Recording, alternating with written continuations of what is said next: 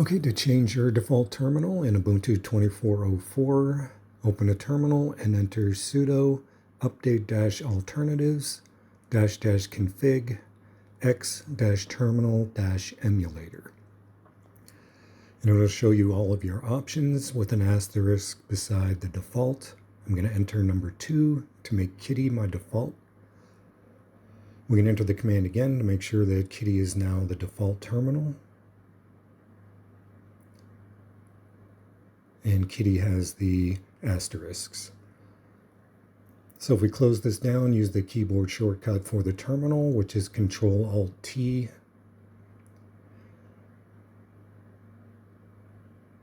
And Kitty starts up, so it is now the default terminal.